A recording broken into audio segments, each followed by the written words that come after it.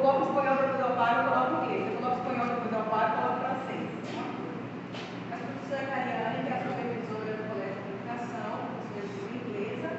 A professora Patrícia, que é a professora de língua espanhola, a supervisora do PIBID, do Colégio de Comunicação. E temos os representantes dos bolsistas, que são Daniele, né, que está na EAB, na IPC, né? É aluna do inglês. Temos a Jennifer, que é aluna de espanhol, está no Colégio de Aplicação, e o Breno, que é aluna de inglês, está no Colégio de Aplicação. A dinâmica vai ser mais ou menos a seguinte: nós vamos fazer algumas perguntas e a partir dessas perguntas geradoras vocês vão trazer as contribuições de vocês para falar sobre o programa, da importância do programa, né, para a formação inicial e para a formação continuada. Né, trazer as impressões de vocês, no caso dos estudiantes estão trazendo também as impressões do grupo que representam. Né? São 3 grupos, né, equipe A, equipe C, equipe B e equipe C, né, e daqui a pouco cada um vai se apresentar. Bom, sobre o projeto, eu não vou falar muito, senão a gente vai perder um pouco de tempo, mas vocês estão, né, de certa forma, familiarizados, mas eu vou colocar algumas questões para o público ouvinte. Questões relacionadas à perspectiva teórico-metodológica do projeto, né? A gente trabalhou com uma perspectiva de pesquisação, né, para a inserção dos PIBIdianos no contexto escolar, no sentido de pensar, né, a ação docente como uma ação que deve contemplar não só a sala de aula, mas também toda a dinâmica do contexto escolar. Então, os alunos, né, receberam pelo menos uma formação mínima para entrar na escola, na sala de aula. E a outra perspectiva teórica bastante praticada é a perspectiva do interacionismo sociodiscursivo, mais especificamente falando da questão metodológica, a elaboração de propostas que sejam relevantes para os contextos de ensino em que os PIBIdianos estão e a elaboração de sequências didáticas de gênero na perspectiva do interacionismo sociodiscursivo, que é uma coisa que os alunos, né, ainda vão colocar em prática, né, e vão avaliar, observar esses instrumentos, né, o que é bom, o que é ruim, o que pode ser melhorado. Né? Eles vão ter essa experiência, estão na fase do planejamento, como todos vocês sabem, e depois vão poder fazer essa reflexão no final, né, do programa, né, que vai ser próximo ano. Bom, passamos então ao nosso primeiro bloco de perguntas que estão direcionadas às supervisoras. E a primeira pergunta é: como está sendo a experiência de contribuir para a formação de futuros professores de língua estrangeira? Tem à vontade para colocar o que vocês acharem mais relevante. Bom, é uma experiência, ao meu ver, e acredito que... Bom, essa experiência acredito que seja excelente, porque é uma oportunidade que as bolsistas elas presenciam na sala de aula. Porque uma coisa é o que nós vemos na teoria, outra coisa é a prática, outra coisa é estar na sala de aula, outra coisa é estar ali na posição, querendo ou não, que você não está ali como aluno, né? Você está como bolsista, mas muitos alunos enxergam as bolsistas como professoras. Então, elas vivenciam isso na prática, conseguem sentir aquela energia dos alunos, como se dá a dinâmica, os problemas da sala de aula, as alegrias, as vantagens. Então, eu acredito que essa experiência, antes de se formar no curso de licenciatura, ela é fantástica, porque vocês estudam, né, na faculdade a teoria e vivenciam a prática simultaneamente. Então, vocês conseguem fazer esse diálogo da teoria e a prática e conseguir perceber semelhanças e diferenças, né? Então, eu acredito que é uma experiência fantástica para os bolsistas estarem vivenciando, né, a escola antes de se formar.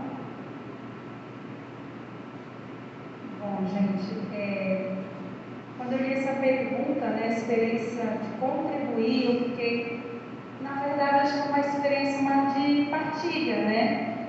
Porque, como a Gabriela falou, os meninos estão ali vendo na prática ao mesmo tempo que estão vendo a teoria na formação. E a gente sempre senta depois de algumas aulas, né, e discute o que aconteceu na aula. E a gente compartilha muitas ideias, angústias, alegrias, né, e resultados bons, resultados que não foram tão legais, o que a gente pode fazer. E eu acho que isso tudo é compartilhar mesmo experiências. Então, eu tento contribuir com a minha prática, que eu já tenho, e eles também contribuem muito comigo, porque naquela primeira experiência que a gente teve lá de assistir a apresentação dos meninos, na segunda-feira eu estava tudo desesperado: professor, a gente não tem nada, a gente não fez nada. E aí eu falei: calma, gente, vocês estavam observando. Nada mais importante do que observar, porque quando a gente observa, a gente conhece o perfil daquela turma, e a gente, qualquer coisa que a gente planeja, a gente sabe o que pode dar certo e o que pode dar errado, né? E o que pode contribuir ou não, que vai servir de aprendizagem ou não. Então essa parte é muito importante, né? Eu acho que também é muito bonita, porque quando eu sento com os alunos e falo: gente, que atividade a gente pode trabalhar? E surgem tantas ideias que eu nem pensava, né? E que eles que contribuem comigo. Então acho que é mais uma partilha. Bom, para mim está sendo uma experiência assim, ótima e encantadora, porque é tudo novo.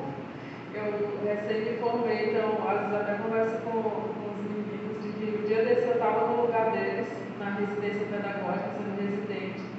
E para mim está sendo maravilhoso agora ser preceptora, né? Ser uma professora que está ali junto com eles. E eu compartilho do pensamento da Cariane, de que é um momento de partilha também com eles. A gente conversa às vezes ali sobre a sala de aula, e é uma contribuição enorme, assim, porque a presença de vocês em sala faz com que a gente reflita também na nossa prática docente. O que a gente pode fazer, o que eles podem contribuir mais também, o que a gente pode passar para eles. Então é um momento muito dessa partilha, né, de conhecimentos, de tentar mostrar para vocês também como está sempre melhorando. Então, para mim está sendo uma ótima experiência estar participando desse momento. Procuro sempre estar interagindo com eles também. Acho ótimo quando alguns alunos mandam ideias, a gente às vezes manda mensagem: professora, o que vai ter tal aula para eu ajudar, para eu ver alguma coisa para fazer, alguma atividade. O André também sempre está lá perguntando o que vai ter, alguma coisa. Então, eles sempre surgem com ideias, né? Eu até falo que esse é o momento deles serem ativos, de estar ali, tentar contribuir, porque contribui muito para eles também e para a minha prática também, né? Então, são novas ideias, novos pensamentos, coisas diferentes. Às vezes eles têm uma visão que a gente não tem, observam coisas que a gente não consegue observar em sala de aula, por estar tendo que dar conta de várias coisas ao mesmo tempo. Então, é uma ótima experiência. Ok, obrigada, meninas. Eu quero só comentar duas coisinhas. É sempre preocupante quando eu digo isso, né? Mas, a primeira coisa é que a Gariane ressaltou uma questão bem importante do programa do PIBID, né? Esse programa de incentivo de bolsa de iniciação à docência, que é a prática pedagógica dos participantes desse programa, olhando, né, para a formação inicial, que são os acadêmicos, ela é construída, né, ao longo do programa. Né? Então, vocês vão chegar, se familiarizar com a rotina da escola, com os aspectos, como eu já mencionei, extraescolares, com a sala de aula, vão fazer observações, vão tentar compreender as práticas que estão sendo estabelecidas na escola, que foi esse período, né, maior que vocês estiveram na escola desde o início do ano de 2023 até o presente momento. Vejam, vocês tiveram uma formação que ainda é mínima, né? Nós tivemos a oportunidade de ter um curso apenas, de aproximadamente 15 horas, e agora vocês estão partindo para os planejamentos, né? E ainda com muitas dúvidas, mas vejam que não é chegar e já começar a atuar, né, como se fossem já professores, né, formados, né? Vocês estão em processo de formação e é isso que o programa possibilita para vocês, né? Então, nada de se desesperar: nossa, e nós fizemos o quê? Vocês já fizeram muita coisa. Quando vocês param para pensar sobre o contexto de ensino em que vocês estavam e pensam em propostas de ensino que sejam coerentes, isso já é muita coisa. Vocês vão para um outro passo agora, que é organizar as atividades para cumprir os objetivos que vocês estabeleceram no planejamento de vocês. Também é muita coisa. Não é nada simples, né? É um processo bem complexo. E depois vocês vão implementar essa proposta, depois vocês vão fazer uma reflexão sobre essa implementação. Né? Tudo isso concomitante à participação e à vivência de vocês nas aulas das professoras e na escola, né? Então já fizeram muita coisa, né? Eu pelo menos considero que já estão fazendo bastante coisa. E aí eu gostaria só de lembrar, né, que agora ter a Patrícia como supervisora do PIBID, eu lembro bem que eu já fui coordenadora do PIBID espanhol entre 2014 e 2017. E eu lembro que ela entrou, não lembro exatamente, acho que foi 2017 ou 2016. E aí ela me parou no corredor e disse assim: professor, eu quero fazer parte do PIBID. Aí eu falei: nossa, vamos ver se a gente consegue abrir uma vaga. E em seguida o PIBID foi aquela transição de acaba, não acaba o PIBID, né? O processo que está muito alinhado à questão mesmo política, histórica do Brasil, né? E aí não teve oportunidade de participar como acadêmica pibidiana, mas agora é nossa supervisora. Só que gostaria de lembrar isso. Bom, vamos passar aí para a próxima pergunta, que eu acho que já foi um pouco contemplada. Se vocês acharem que sim, vocês podem colocar outras questões, tá? A segunda pergunta é: o PIBID de língua estrangeira trouxe alguma contribuição para a sua prática docente? É possível pensar nesse programa como uma perspectiva de capacitação docente? E ao responder essa pergunta, vocês podem considerar também os pontos positivos e negativos do programa. Né? A gente sabe que tanto o PIBID como a residência pedagógica estão sendo, né, pensados como programas permanentes, né, de formação inicial e continuada. Vocês acham que é possível essa implementação? Olha, acredito que sim. O PIBID, esse programa, é importante tanto quanto para as bolsistas quanto para nós, supervisoras. Por exemplo, eu posso citar o caso de quando eu atribuí algumas funções para as bolsistas, para elas escolherem conteúdos e vivenciar, tentar explicar, selecionar uma atividade. E é muito interessante quando eu tive que sentar e começar a observar. Então, eu comecei a observar algo que elas faziam que eu poderia incluir na minha prática. Então, é uma troca. Às vezes pode parecer que não, mas algo que elas fazem diferente, opa, gostei. Né? E é importante também porque os alunos, eles recebem bem, né? Eles ficam: que dia vai ser você, que dia que você vai explicar? E essa troca das bolsistas com os alunos, né, essa interação, ela é fundamental, porque quando tem essa afetividade na sala de aula, sabemos que o ensino, ele melhora, tanto por parte do professor quanto por parte dos alunos.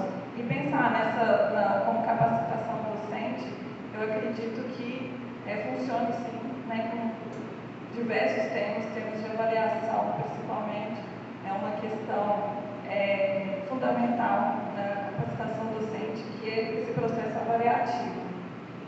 Não só com esse tema, mas como outros também, nessa capacitação docente. Contribuir para a minha prática também, por exemplo, quando eu comecei a observar e conversando com elas sobre o projeto de ensino, ideias que elas trazem, que como a professora falou, que às vezes a gente não tem, e elas pensam em algo e, nossa, que legal, que ideia interessante, que observação que elas fizeram que eu não fiz. Então, eu acredito que, como capacitação docente, essa formação inicial e continuada, ela é importante sim, e funcionaria muito bem. Então, também digo que sim, né, que essa é uma perspectiva de formação continuada, formação inicial, mas continuada também, por dois fatores. O primeiro é que, quando a gente tem bolsistas que a gente precisa orientar, a gente precisa também estar atento, estudando, revendo teorias. Então, a gente não fica na zona de conforto, porque à medida que vão se passando os anos, a gente planeja as aulas e a gente vai fazendo aquilo quase que no automático, sabe? Quando a gente participa de um programa, não, a gente busca também, né, fazer aquela formação continuada, né, estar atento ao que está acontecendo, como montar isso em projetos. Então, isso é muito importante, né, para a nossa prática. E um outro fator que eu acho de extrema importância é que o professor de línguas é muito solitário, né, porque ele tem 2 aulas por semana, não se assustem, mas essa é a realidade. A gente pega quase todas as turmas da escola, né? Então, você acaba planejando só, você pensa muito só, né? Então, quando a gente tem os bolsistas, a gente planeja junto, porque eles têm o olhar deles da observação, né? Nos dão ideias, pensam em outras situações que poderiam também serem usados, né, para a aula poder dar certo. Então, eu acho que é de extrema importância. Então, pensando nesses 2 fatores, acho que sim, com certeza, formação inicial e continuada. Sobre a primeira pergunta, que se trouxe alguma contribuição, né, para a prática docente, com certeza essa troca de vivências com os vividianos traz essa contribuição para a nossa prática docente, né? Faz com que a gente tenha uma análise a mais ali do que a gente está passando, do que a gente está propondo para os alunos, uma reflexão. Então, essa troca de vivências, para mim, é muito importante. Então, eu acho que contribui bastante para a minha prática e estar sempre querendo fazer mais para mostrar para eles também assim, novas possibilidades, assim como eles mostram para mim quando executam alguma atividade, né? E sobre o programa, pensar nele numa perspectiva de capacitação docente, eu concordo também que podemos pensar dessa forma, que é muito possível, porque esses programas inserem os alunos, né, os acadêmicos, nessa vivência real do ensino. Sai dessa teoria, como já foi falado aqui, sai somente da teoria e insere ali no real, de que a gente não tem muito tempo, às vezes a gente quer planejar, fazer uma coisa enorme, mas não dá tempo, tem que se ver vários conteúdos ao longo do trimestre, então não é possível ver tudo de maneira assim tão detalhada como deveria ser. Então traz essa perspectiva mais real da docência mesmo. Além de incentivar também, contribuir para a prática docente, para a pesquisa. Então, eu acredito que sim, que pode ser pensado como uma prática de capacitação também.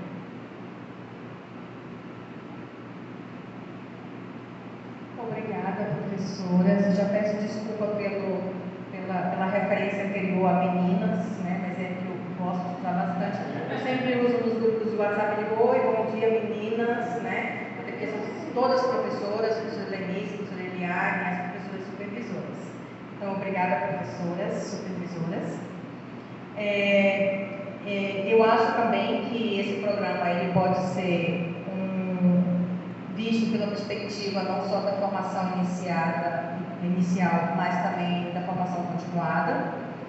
Agora, acho que a gente precisa pensar, né, no âmbito das licenciaturas, né, e numa perspectiva maior ainda, em outra instância, que seria do Ministério da Educação, em questões para viabilizar o trabalho colaborativo, né? Questões, por exemplo, relacionadas ao tempo. Eu tenho sentido bastante isso no programa, no sentido de que muitas vezes que a gente tem atividades, né, de teóricas, né, de formação, como cursos, oficinas, né, muitas vezes chocam os horários dos acadêmicos, com das supervisoras, com da orientadora e assim sucessivamente, né? Havendo uma certa distância, né, entre as supervisoras e os demais membros no momento da formação, né, continuada. Eu tenho sentido bastante isso, como também tenho sentido, por exemplo, pelo excesso de carga horária, né, da escola, muitas vezes não conseguir fazer essa ponte com o conhecimento que eu sei que vocês têm para oferecer através de uma oficina, de um mini curso, né? Então, a gente fez um planejamento de cursos pensando justamente nas contribuições das supervisoras e das orientadoras e de, né, outros participantes de outros programas também, como Residência Pedagógica e do outro PIBID, que é Letras Português. Mas a gente tem sempre, né, deparado com essa situação que é conseguir conciliar um horário para que todos participem, né? E assim, a gente pensa também para o planejamento, que precisa ser coletivo. Eu acho que isso a gente enfrenta nos estágios supervisionados e nos programas também. Eu acho que se a gente conseguisse vencer essa barreira, né, acho que os nossos objetivos, né, seriam melhor alcançados. Ainda mais essa questão que eu queria colocar, mas eu penso que sim, que porque esse programa é um programa de formação inicial e continuada. Bom, então eram duas perguntas destinadas aí às supervisoras. Agora a gente vai passar a palavra para os representantes dos biblianos, né? E eles têm 3 perguntas para responder, né? Tem aí já as suas respostas pré-preparadas, né? De acordo com a colaboração dos seus colegas também. Bom, a primeira pergunta é: quais conhecimentos teóricos estudados no curso de Letras estão sendo importantes para compreender o contexto de ensino-aprendizagem e as práticas docentes realizadas nas escolas participantes do programa? Bom, gente, boa tarde novamente. Antes de responder, eu queria dizer que eu estou no 6º semestre, então, comparado com as outras alunas que estão na IAGRO, que estão no 4º semestre atualmente, tem alguns conhecimentos que eu acabei já tendo antes por ter um ano à frente, né? Mas não quer dizer que ninguém é melhor que ninguém, obviamente, pelo amor de Deus. Mas, assim, eu consigo ver muitos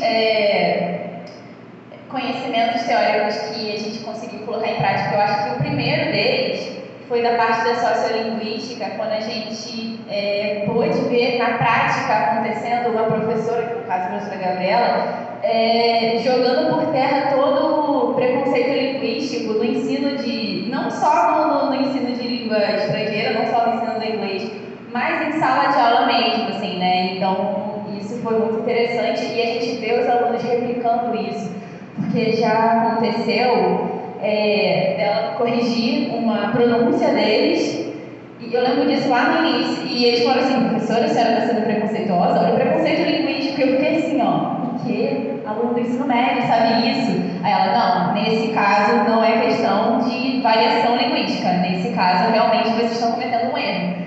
Era um erro específico lá. E eu fiquei assim, ó, meu Deus, porque a gente, né, eu entrei na universidade e eu nunca tinha ouvido falar disso antes, né?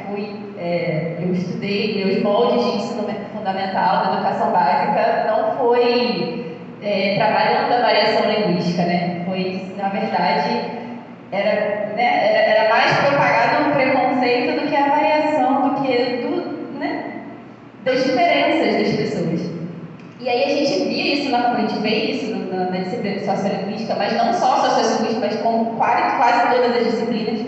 Eu falei: gente, mas será que isso funciona na prática? Um professor consegue colocar isso em sala de aula? E é possível. Eu achei assim, isso muito interessante também. Acho que um outro conhecimento foi da parte de abordagens e métodos de ensino de língua estrangeira, que por muitas das vezes a professora Gabriela, ela sempre incentiva eles a falarem inglês. Por exemplo, quando eles chegam atrasados, ela sempre pergunta: como é que você vai pedir para entrar em inglês? Ou então para ir no banheiro, entendeu? Então, assim, aí eles ficam tentando falar, aí um vai ajudando o outro porque ela não fala, ela não vai ajudar, você tem que saber, eu já passei. E eu acho isso muito legal, mas ela também não fica fixa só no inglês, ela usa o português, obviamente, porque a gente tem as limitações de pouco tempo de aula, enfim, do ambiente de escola pública. Mas, assim, eu achei muito legal. E um outro conceito que eu gostaria de citar, que foi até recente que eu aprendi, que eu estou agora na disciplina de ensino de língua estrangeira com o professor Alain, e ele falou sobre, é uma coisa que a gente já sabe no automático, mas tem um estudioso que pegou e escreveu isso, né? Não só ele, mas é a teoria do, acho que é Stephen Crusher, que se fala, que é do filtro afetivo, que o fato da gente ter essa conexão afetiva com o professor colabora para o ensino, colabora para o aprendizado, e a gente até aprendeu essa semana, não foi? Acho que semana passada. E a gente vê isso porque os alunos, eles adoram a professora Gabriela, eles chamam ela de Gabi, e assim, eles adoram ela. E eu vejo que eles ficam com, nossa, é só uma hora de aula, podia ser várias horas que eu ia adorar, assim, eles se soltam, assim, eu vejo que isso ajuda no aprendizado, e também quando eles passam a gostar da gente, também ajuda, né? Então, assim, eu vejo que o jeito como a professora ela se comporta na sala de aula, não fazendo com que ele se identifique com ela, crie esse laço afetivo com ela, mas ainda assim comandando a sala de aula, sem deixar as coisas saírem muito do eixo, né? Dando a bronca quando é necessário, porque ela também é a coordenadora, então, assim, da escola, então, assim, eles também têm medo dela em alguns momentos. Mas, assim, enfim, são esses. Tem muitos outros, né? Mas eu vou falar aqui, é muito extenso e eu acho que os meus amigos têm mais coisa para falar e eu já passei o tempo. Obrigada, Daniela. Gente, boa tarde, gente. Eu sou aluna do 10º semestre, penúltimo, graças a Deus. Mas enfim, a Daniela, ela fez uma linha do que a gente vê, assim, tipo, básico na universidade, trazendo para esse novo ambiente que a gente está em contato com os alunos. Em sociolinguística, e principalmente a gente que é de línguas, a gente enfrenta uma certa dificuldade, assim, porque você está com alunos que eles estão saindo assim, do meio da zona de conforto da língua materna, entendeu? E trazendo eles para um universo de um outro idioma. E psicologia da aprendizagem, você aprende como deve ser, como deve tratar o aluno, aquela coisa toda. Em didática, você aprende como ser professor, como planejar uma aula, como se comportar. E eu acredito que são conhecimentos, isso é o mínimo do que a gente vê, né? Porque tem tanta coisa que contribui para essa formação, essa experiência que a gente tem dentro do PIBID, que é uma experiência excepcional. E eu acredito que tudo que é aquilo, tipo, se você tiver a oportunidade de participar do PIBID, que ainda os nossos colegas que ainda não participaram, e juntar todo esse conhecimento teórico, trazer para dentro da sala de aula, você começa a ver aquilo na prática. Boa tarde, quase boa noite, né? Eu sou o Breno, estou no 8º semestre já, e assim, já estando no final do curso, eu consigo dizer que a maioria das matérias eu já passei por elas, então eu acho que eu tenho uma noção boa assim do que a gente leva para a sala de aula mesmo. Só que puxando a discussão, a resposta das minhas colegas um pouco para o outro lado, obviamente elas falaram de matérias como sociolinguística, né, psicologia da educação, que obviamente são voltadas para a área da educação, da docência. Só que eu acho que é importante falar também que, como a gente está no curso de licenciatura, tem muitos professores que, apesar de não darem matérias diretamente relacionadas ao ensino, eles conseguem contextualizar isso para a gente. Por exemplo, o professor Luiz, que dá aula de sintaxe 2, né? Porque a primeiro pensamento é assim, uma matéria, como é que eu vou usar isso em sala de aula? Mas o professor Luiz fazia questão de trazer exemplos que ocorreu dentro da sala de aula, da aula, situações reais mesmo. Elas falavam do professor Alan também, que falava ensino de línguas, mas ele também não focava só no ensino de línguas, mas aprendizado em geral. Análise do discurso com a professora Tami também, ela tentou ajudar assim, como que o aluno vai pensar dentro da sala de aula. Então, acho importante também falar dessas outras matérias. Até latim eu consegui pegar o latim e aplicar na sala de aula, assim, porque eu aprendi com a professora, porque assim, é um trabalho, ser professor às vezes é um trabalho ingrato, né? Porque lá na hora a gente está lá, a gente termina a matéria e fala, beleza. Só que muitos anos depois que a gente vai ver, nossa, aquele professor me ajudou, né? Então, assim, não queria deixar de falar dessas outras matérias que, apesar de não serem tão voltadas para a docência, os professores foram além do que eles tinham proposto e tentaram ajudar a gente sempre no futuro.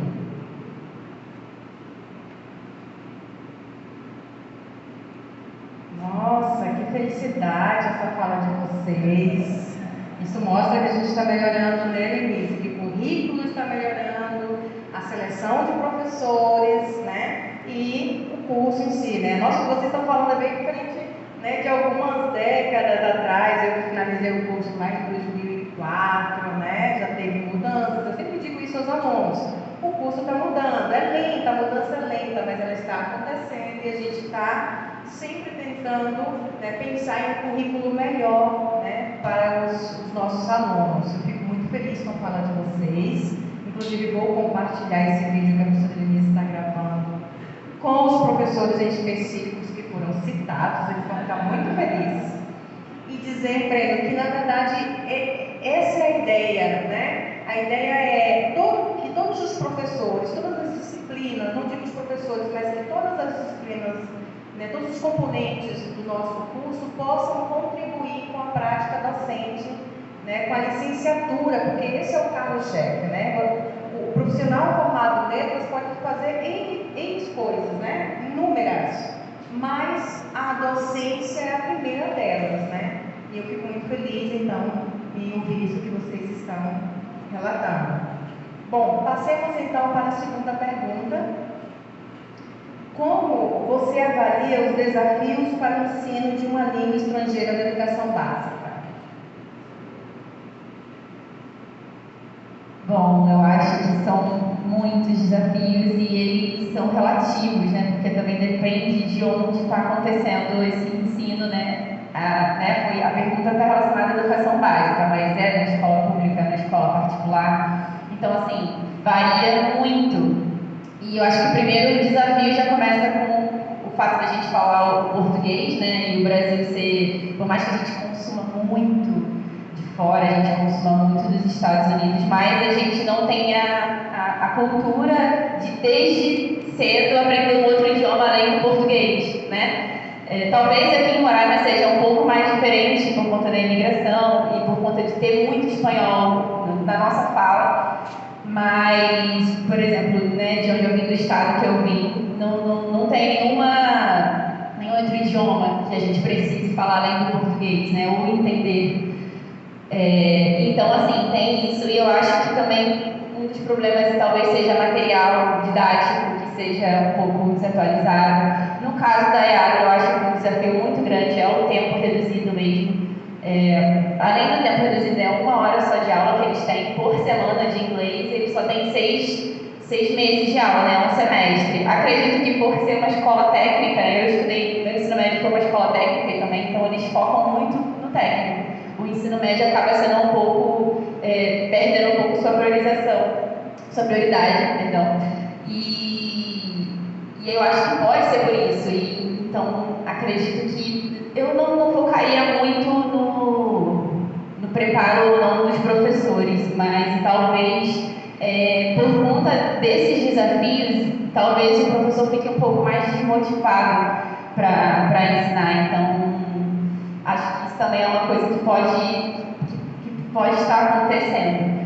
Mas, e é isso, quando o aluno coloca na cabeça dele, olha, eu não sei inglês, eu não consigo aprender inglês, é muito difícil você tirar isso da cabeça dele, porque eu acho que isso também é um desafio, assim. Eu era essa aluna quando eu era novinha, eu achava espanhol muito mais fácil, hoje em dia eu acho espanhol difícil, e acho mesmo. E antes eu não tinha assim, eu nunca vou aprender inglês, é impossível, e eu estou no ensino superior de inglês, então, e tirar isso da cabeça do aluno é complicado. Então, eu também acho que é um dos desafios que precisam ser assim, enfrentados, mas são possíveis de ser enfrentados ao mesmo tempo. Muito bem, Daniela. Obrigada. Jennifer? Bom, a gente de línguas, dos professores de línguas, né? Creio que o desafio mais recente é justamente essa questão da redução, né, da carga horária do ensino de línguas. E eu creio que todos os meus colegas assim, enfrentam essa dificuldade porque você entrar em contato com outra língua, com o ensino de uma outra língua, muitas vezes os alunos eles não estão desmotivados, eles não querem aprender. E associando isso tipo, ao meu estágio de ensino médio espanhol, no primeiro dia que eu entrei na sala de aula, o aluno perguntou por que espanhol? Tia, não tem outro idioma? Então isso é um desafio. É o desafio do tempo, é o desafio de você ter que motivar o aluno a querer aprender o idioma. É o desafio de você desenvolver métodos que não deixem o aluno cansativo e que ele se sinta motivado. Então a gente tem desafio diário todos os dias. Como minhas colegas falaram, realmente é muito difícil tirar da cabeça do aluno esse pensamento de que eu não sei a língua, eu não vou conseguir, né? Então, realmente, essa é uma das maiores barreiras que a gente enfrenta no ensino de língua estrangeira. Mas, assim, a gente tem que tentar, e é muito bom quando a gente consegue superar essa barreira e o próprio aluno fica surpreendido com ele mesmo. Nossa, eu consegui. Né? A própria professora Cariane, a gente sentiu isso essa semana.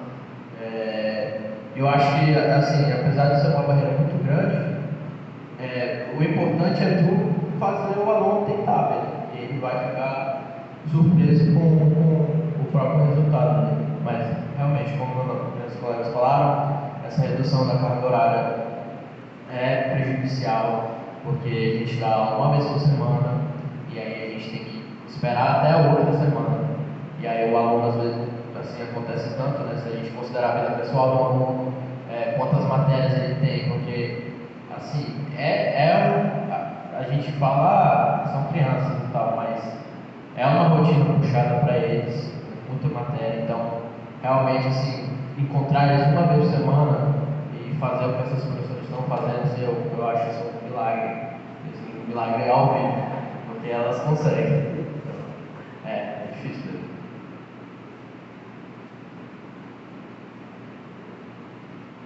Muito bom ouvir as reflexões de vocês. De fato, o desafio é grande e a nossa responsabilidade como professores de línguas, né, de línguas estrangeiras, também, porque como bem disse a professora Edinalva, nós temos uma responsabilidade que é social, né? Então, a preocupação é de todos, né? Do professor que está lá na educação básica, do aluno que está se formando no curso de letras, dos professores dos cursos de letras, né? Quando enxergam essa realidade. Mas eu penso que se a gente promove, né, espaços em que a gente pode discutir isso, que a gente possa discutir o currículo e que a gente possa discutir as políticas linguísticas do país, né? Nós temos tantos espaços importantes no âmbito nacional, né, de pesquisa, das associações, né, das línguas estrangeiras. Esse é um dos motivos de participar das associações, né, estar alinhada a essa discussão das políticas linguísticas no Brasil. A gente vê que, infelizmente, ainda não temos uma política tão bem desenvolvida e que muitas vezes muda, né, no decorrer de 4 anos, de acordo com as eleições, né, a escolha do nosso representante, né, maior, digamos assim. Mas estamos na luta, né? Continuamos na luta, firmes e fortes. Eu espero que sim, eu espero que, apesar dos pesares, todos vocês se sintam motivados, né, a ir para a docência, a trabalhar com o ensino de línguas, né, seja o contexto que for. Tá? Passamos então para a última pergunta da nossa roda, que é: de que maneira a participação no programa está contribuindo para a sua formação docente? Então, essa questão, é claro que eu estou respondendo, mas eu não vou responder ela sozinha, né? Porque eu peguei a opinião das minhas colegas que estão no PIBID junto comigo.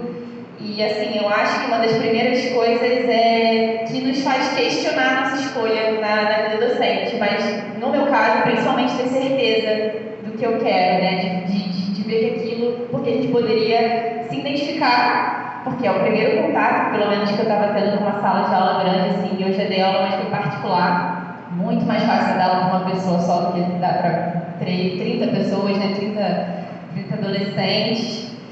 E você poderia odiar e ver que realmente aquilo não é para mim. Então é que a gente vê a importância do PIBID, porque você não precisa chegar no estágio para ver isso. né, por mais que o estágio seja uma responsabilidade maior, precisa do relatório, quantas horas é uma outra coisa, mas você também já está tendo essa experiência. Então, assim, valeu muito para a gente começar a moldar a nossa identidade docente. Assim, é claro que a gente está muito no início e a gente ainda não, né, ficamos sozinhos com os alunos, a professora está sempre supervisionando. Mas, assim, nos ajuda a colocar em prática o que a gente tem aprendido, o que a gente muitas vezes duvida que é capaz de fazer, né, de falar e ser ouvido. Eu tinha muito esse medo de, nossa, mas será que eles vão me ouvir? Enfim. Uma coisa também que foi muito interessante foi a parte da avaliação, que é uma parte muito difícil, assim, de você saber como avaliar um aluno. E a professora Gabriela, no último semestre, ela fez um projeto com as 3 turmas do segundo ano.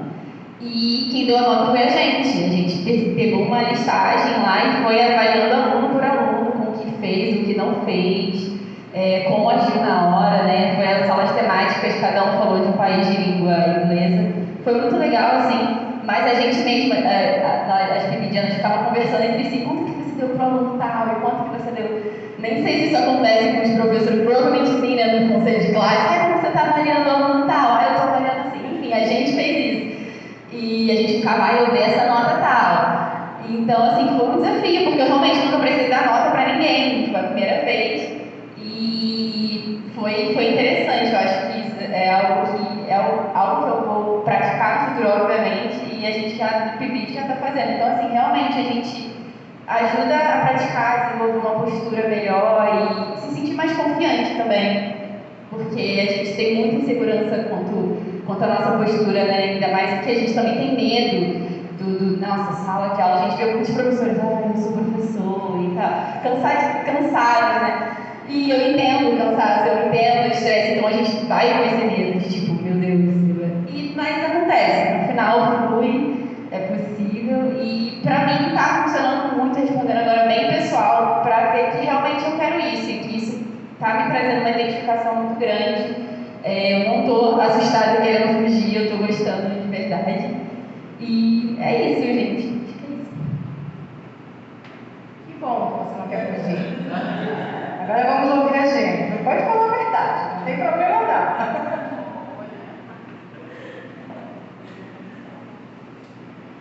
Bom, eu acho que essa pergunta vai ser que eu vou responder melhor, né? Porque o PIBIT, ele contribuiu para mim de uma forma tão importante para os estágios, porque eu entrei na sala de aula, eu estava com mais medo da idade dos alunos do que de dar aula para os alunos. Porque assim, eu já tinha tido um contato, assim, aquele primeiro contato com a sala de aula, como eu falei inicialmente.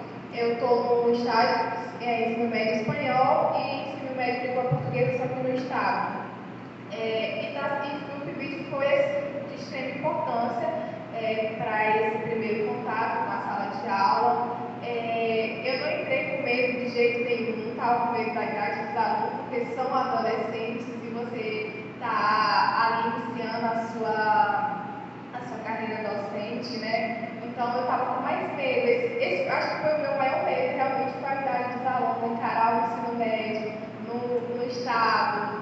E respondendo assim, coletivamente para os meus colegas, isso vai facilitar assim, bastante para quem ainda não está no estágio, porque você entra com medo na sala de aula, você já tem esqueci até a palavra agora, mas só em você estar em um ambiente que você sabe que vai estar futuramente, ter aquele contato com a sala dos professores. Meu Deus, eu estou na sala dos professores, eu estou ouvindo a conversa dos professores, o que é que eu vou fazer diferente? Tomando cafezinho lá no CAP, tomando aquele cafezinho, aquele bolinho, e vendo aqui, eu vou estar aqui futuramente. Isso está facilitando a minha vida. Então, o PIBIT está sendo de grande importância para mim nessa fase, nessa reta final da universidade. E eu só tenho a agradecer, sinceramente. É difícil falar muito, pois acho que elas definiram muito bem, não só os sentimentos delas, mas o que muitos da gente aqui deve estar sentindo, porque realmente é isso, é aquela sensação de você fazer parte de algo, mesmo você não sendo um funcionário efetivo da escola, assim, você já se sente parte dela.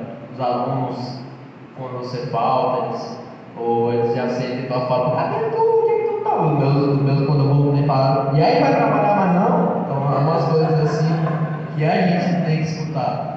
E acho que essa é a hora de ser uma esponja mesmo, sabe? Poder absorver aquela posição de observar, tu poder transicionar entre um observador e alguém mais ativo. Eu acho que isso é um privilégio nesse momento, porque tu consegue ter muitas perspectivas, tu consegue ver situações assim que talvez você, como professor lá mesmo, você não consegue perceber. Tem umas coisas que eu falo para a Cariane que ela vê assim, nossa, não tinha percebido isso. Então é muito legal ter essa outra visão assim na sala. E aproveitar para pular de cabeça mesmo, assim, sabe? Assim, pular de cabeça no seu ritmo também, né? Mas, assim, sentir o que dá para sentir, assim, pensar que tipo de professor eu quero ser. Eu acho muito legal ver o trabalho de vocês que estão aqui, porque eu vejo, assim, que vocês estão num estilo muito diferente do meu, mas não é que ter um estilo seja melhor que o outro, mas é muito legal ver que vai ter essa variação, né? E eu não aprendo só com as pessoas, eu aprendo com vocês também, quando a gente conversa, quando vocês falam que vocês vivem na sala de aula. Então, eu acho que esse é o momento para isso mesmo. Como eu disse, ser uma esponja, tá?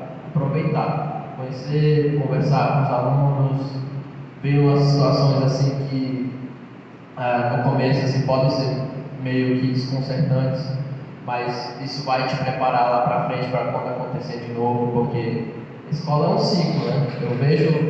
Eu vejo a sala de aula e assim, eu na sala de aula também, assim, quando eu era aluno, vi meus amigos no ensino médio, meus amigos do fundamental, né? O bagunceiro lá de trás, você lembra de um aluno que se formou comigo. Então, eu tenho um aluno lá que eu fico, eu era exatamente desse jeito. Então, a escola é um ciclo assim, que o professor está lá vendo passar, né? Ele é o pastor, né? As ovelhas vão sempre mudando, mas é muito bonito isso. Esse é o momento para você pensar mesmo o que vai ser. Vou aproveitar que eu estou com o microfone para só fazer uma observação que eu lembrei.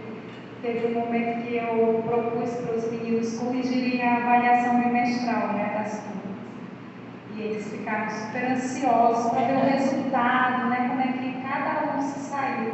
E aí eu lembrei do Breno, que ele falou, professor, eu posso deixar aqui um recadinho para cada aluno? Eu falei, pode, fique à vontade. Dei lá para a massa e ficou lá até não sei que hora, deixando um recadinho para cada aluno, incentivando, né, parabenizando. Mas é legal, porque eles se sentem mesmo parte, eles ficam na expectativa, né? Como foi o resultado? Será que deu certo? Né? Será que essa atividade rendeu mesmo? Então, é real, né? Que lindo o depoimento de vocês, viu?